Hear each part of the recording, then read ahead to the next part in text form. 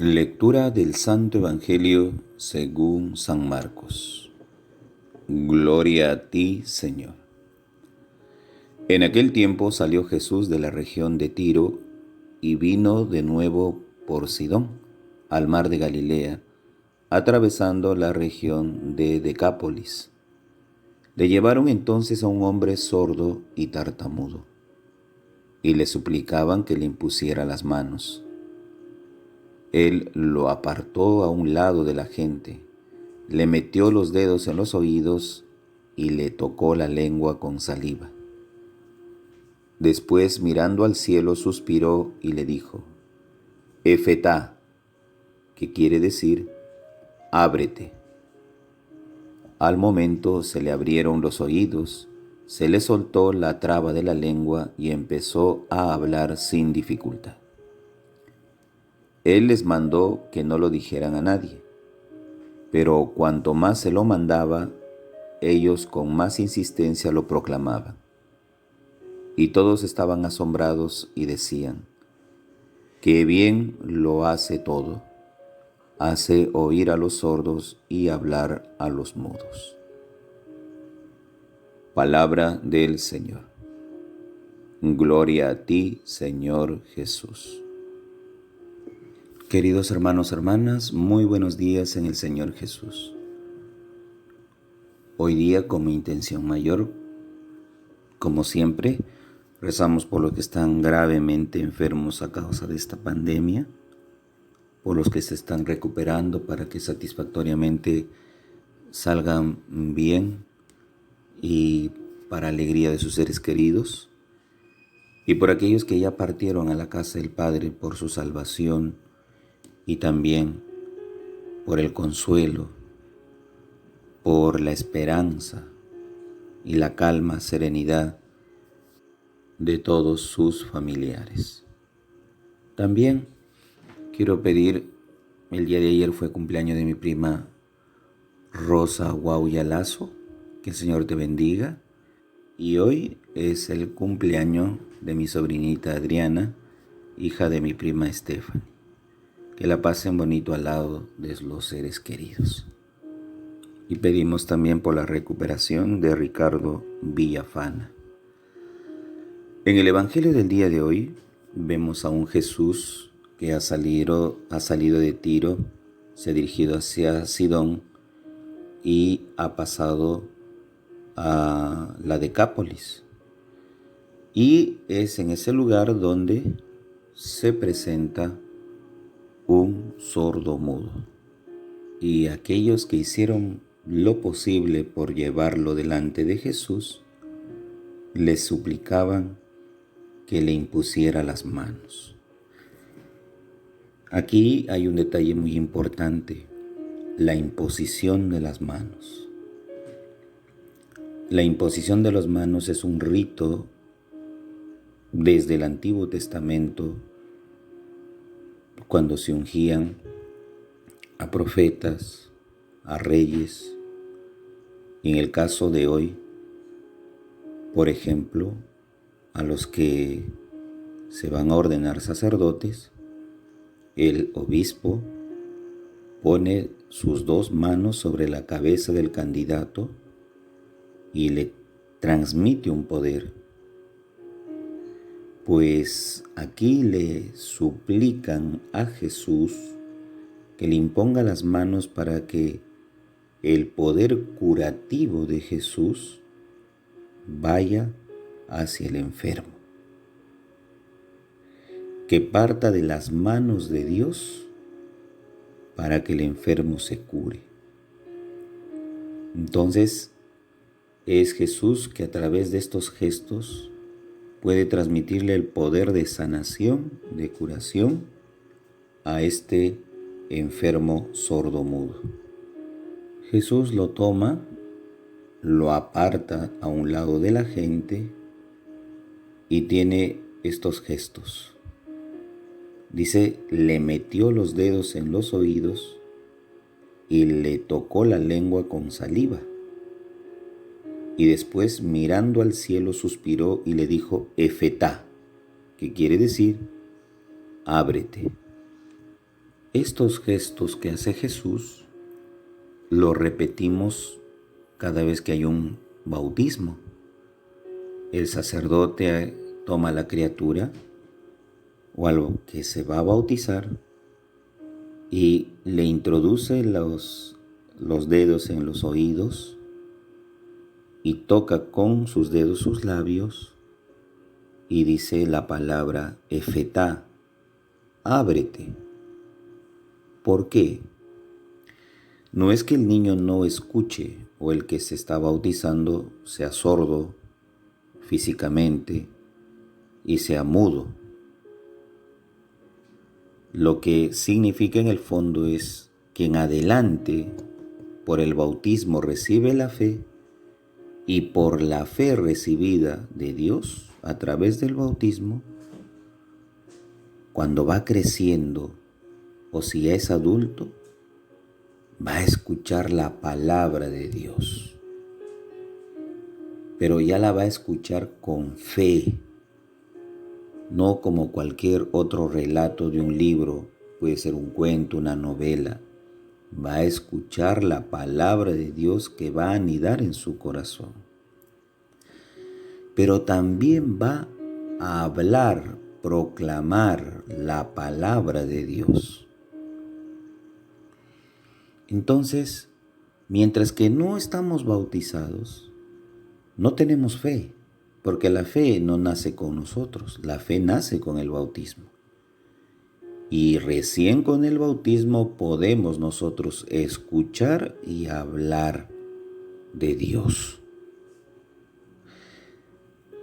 Por eso es muy importante que la tradición de la Iglesia ha tomado este pasaje bíblico para los que se inician en la fe puedan ya acogerla en su corazón, puedan transmitirla cuando puedan y cuando escuchen ser obedientes a ella. Pues Dios en esta curación muestra a todos los que están a su alrededor de que hay ya un hombre nuevo, en él hay una creación nueva, con oídos bien abiertos para oír y con una lengua bien suelta para hablar. La salvación que Dios ha prometido por los profetas es como un perfeccionamiento del hombre. Es decir, el hombre ha mejorado sus facultades auditivas y la facultad de hablar. Es muy importante que nuestros sentidos, ¿no? El oído, la lengua, ¿no? Estén bien afinados en el momento en que tenemos que discernir cuando escuchemos algo y cuando hablemos o hablan algo. Por ejemplo, todos de alguna manera sufrimos cierta sordera, también ceguera, y como que también se nos traba la lengua. ¿Por qué? Porque a veces oímos aquello que solo nos conviene oír.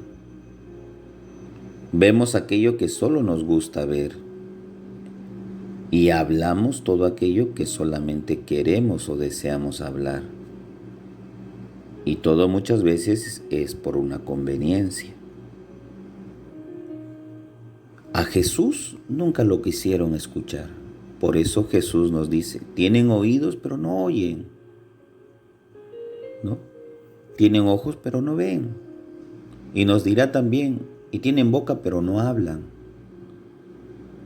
Y es que a veces nos quedamos mudos, nos quedamos ciegos, nos quedamos sordos frente a situaciones que nosotros debemos denunciar.